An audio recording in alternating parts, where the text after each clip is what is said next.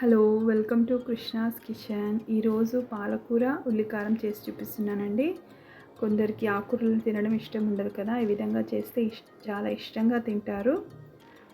ఆకుకూరలు తినడం కూడా అలవాటు చేసుకుంటారండి. నేను ఒక స్టవ్ ఆన్ చేసుకొని ఒక కడాయి పెట్టుకున్నాను. అందులో కొద్దిగా ఆయిల్ వేసుకున్నాను.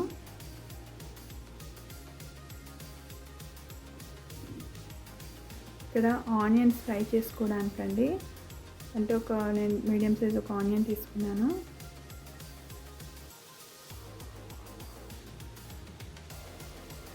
ఫ్లేమ్ మీడియంలో పెట్టుకొని వేయించుకుంటున్నాను.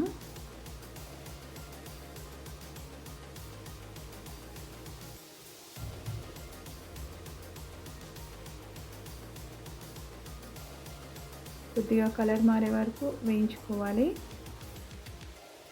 మరి ఎక్కువగా అవసరం లేదు. మూత పెట్టేసుకుంటున్నాను.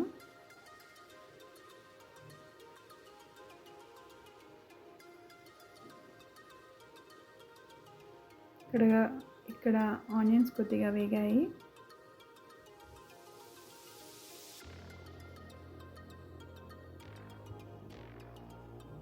ఈ విధంగా వేయించుకుంటే సరిపోతుంది. ఇందులోనే కొద్దిగా అంటే ఒక టీ స్పూన్ ధనియాలు యాడ్ చేసుకున్నాను.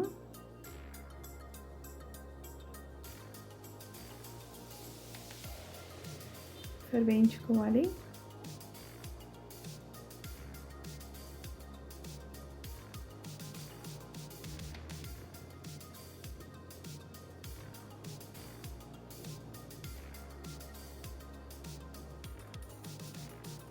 ఉల్లిపాయలు ధనియాలు వేగిపోయాయి కదా, ఇక్కడ ఒక 6-7 ఎండుమిర్చి తీసుకున్నాను. తొడిమెలు తీసుకొని వేసుకున్నాను. ఇవి కర్రీకి కారం సరిపోతుంది. ఇంకా మనం రెడ్ చిల్లీ పౌడర్ వేసుకునే అవసరం లేదు.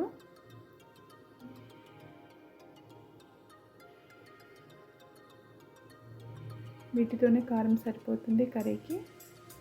కొద్దిగా వేయించుకోవాలి.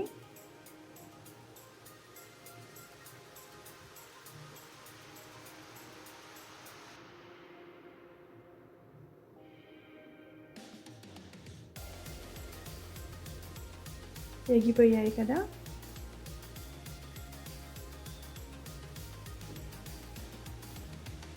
ఇలా వేగిన వాటిని నేను ఒక బౌల్లోకి తీసుకుంటున్నాను. చల్లారాక మిక్సీ పట్టుకోవాలి. మిక్సీ జార్లో వేసుకొని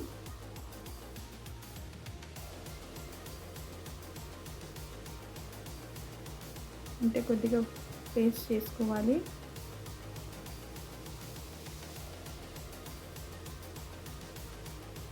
ఇదే కడాయిలో కొద్దిగా ఆయిల్ యాడ్ చేసుకుంటున్నాను. టేబుల్ స్పూన్ ఆయిల్ యాడ్ చేసుకున్నాను.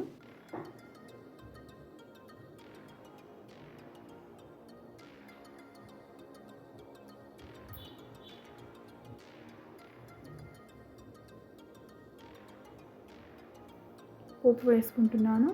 ఒక 1/4 టీ స్పూన్ ఆవాలు, 1/4 టీ స్పూన్ జీరా కూడా యాడ్ చేసుకుంటున్నాను.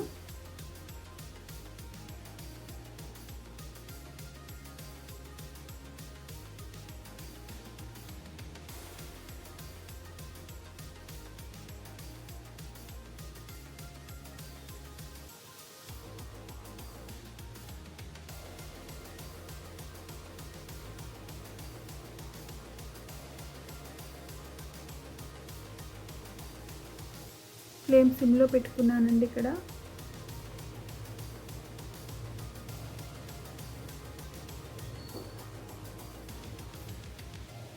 మెంతి కూర వేసుకున్నాను. చిన్న మెంతి కూర కట్ట తీసుకొని వేసుకున్నాను. పెద్ద మెంతి కూర కూడా వేసుకోవచ్చు, అంటే ఒక చిన్న కట్ట యాడ్ చేసుకున్నాను. అలాగే కొద్దిగా కరివేపాకు. ఇక్కడ నేను వెల్లుల్లిపాయలు తీసుకున్నాను. ఒక 10 బాగా దంచుకొని వేసుకున్నాను. వెల్లుల్లిపాయలు ఎక్కువగా ఉంటేనే టేస్ట్ ఉంటుంది కర్రీకి. అంటే ఒక పెద్ద వెల్లుల్లిపాయ గడ్డ తీసుకొని పొట్టు తీసుకొని కచ్చాపచ్చా దంచి వేసుకున్నాను. అలాగే ఒక 1/4 టీ స్పూన్ పసుపు కూడా యాడ్ చేసుకున్నాను.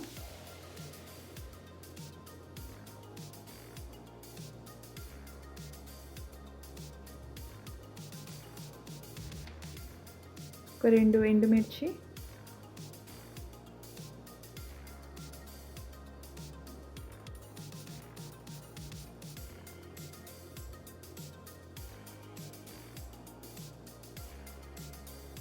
ఈ కర్రీలో పచ్చిమిర్చి యాడ్ చేయట్లేదండి. ఒకసారి మూత పెట్టేసుకోవాలి. ఫ్లేమ్ మాత్రం సిమ్లో పెట్టేసుకోవాలి. పోపు వేగిపోయింది. వెల్లుల్లిపాయలు, మెంతి కూర అవన్నీ బాగా వేగిపోయాయి.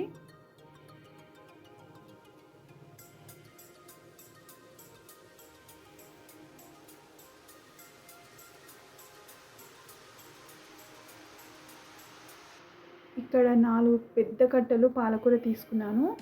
ముందుగానే బాగా కడుక్కొని కట్ చేసి పెట్టుకున్నాను.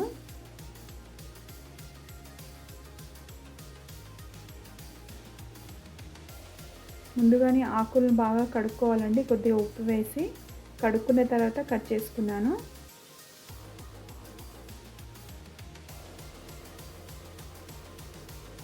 కట్ చేసుకున్న పాలకూర అంతా వేసుకున్నాను.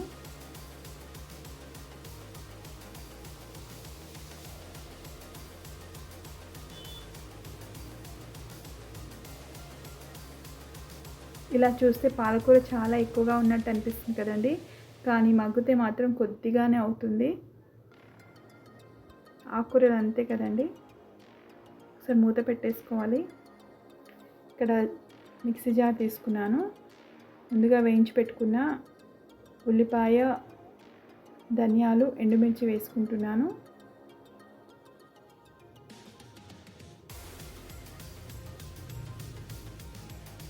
ఒకసారి మిక్సీ పట్టుకోవాలి.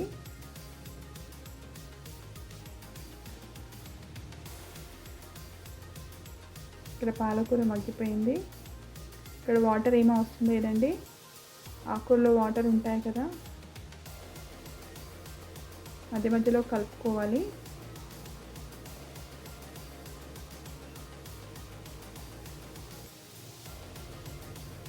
ఇక్కడ ఆకుకూర నుంచి అంతా వాటర్ వచ్చేసింది. ఇంకా మనం వాటర్ వేసే అవసరం లేదు.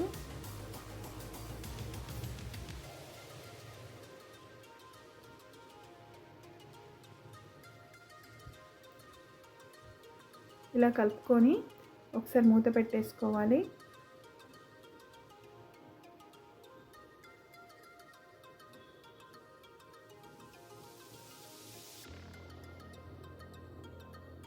ఇక్కడ మిక్సీ పట్టుకున్నాను. ఇందులోనే రుచికి సరిపడా ఉప్పు కూడా వేసుకుంటున్నాను.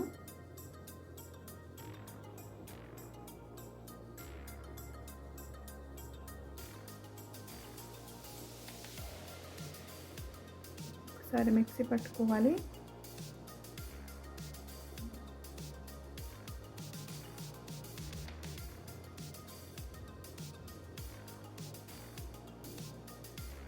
ఒకసారి పాలకూర కలుపుకోవాలి. ఇక్కడ నీళ్ళన్నీ ఇంకిపోయాయి కదా, ఇప్పుడు నేను పేస్ట్ పట్టుకున్న ఎండుమిర్చి, ఉల్లిపాయ, ధనియాలను వేసేసుకుంటాను.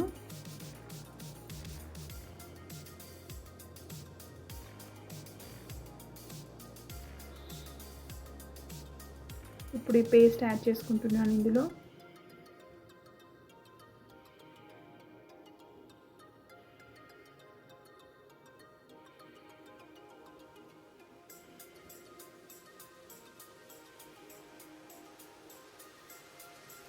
మనం ఎప్పుడు వండుకునే విధంగా కాకుండా పాలకూర ఈ విధంగా కూడా వండుకుంటే చాలా టేస్ట్గా ఉంటుందండి. కొంచెం డిఫరెంట్ టేస్ట్ వస్తుంది. కలుపుకోవాలి బాగా. పాలకూర అంతా పట్టేటట్టు కలుపుకోవాలి.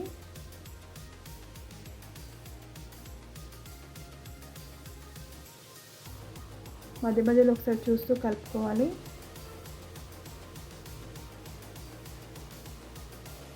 ఈ కర్రీకి ఎక్కువ టైం పట్టదండి. 10 to 20 మినిట్స్లో చేసేసుకోవచ్చు. అంటే ఒక 15 మినిట్స్లో కర్రీ రెడీ అయిపోతుంది.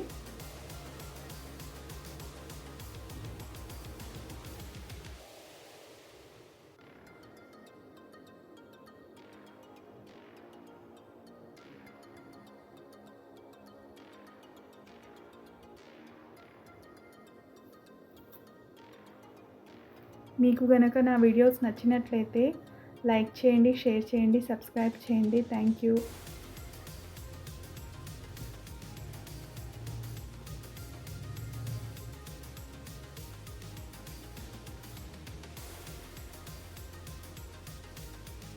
అదేవిధంగా నా వీడియోస్ ఎలా ఉంటున్నాయో కామెంట్స్ కూడా చేయండి. చూడండి, కర్రీ రెడీ అయిపోయింది. చివర్లో దించే ముందు కొద్దిగా కొత్తిమీర వేసుకొని స్టవ్ ఆఫ్ చేసుకుంటే కర్రీ రెడీ అండి. పాలకూర ఉల్లికారం. ఇది అన్నంలోకి, చపాతీలోకి చాలా బాగుంటుంది. మీరు ట్రై చేయండి ఒకసారి ఈ విధంగా.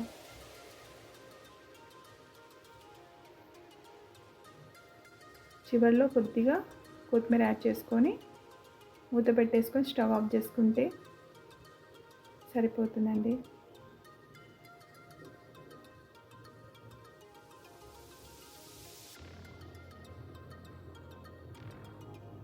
స్టవ్ ఆఫ్ చేసేసుకోవాలండి.